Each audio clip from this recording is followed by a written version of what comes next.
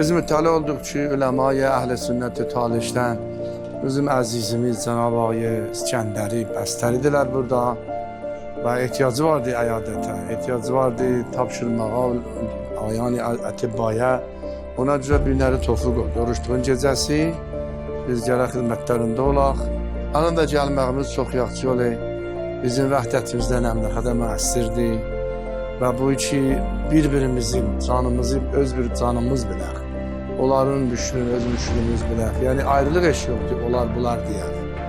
Necə ki öz mərzlərimiz olanda əyadətinə gəlir. Mən lazım bildim günlər xidmət edişəm.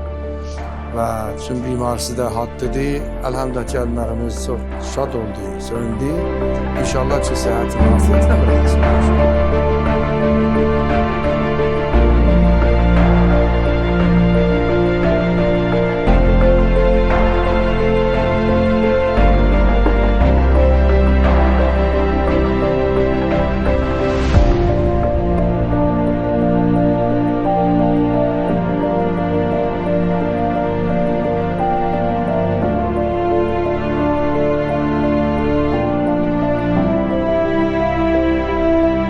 İhtiyacın olsa bana bir tane zənk.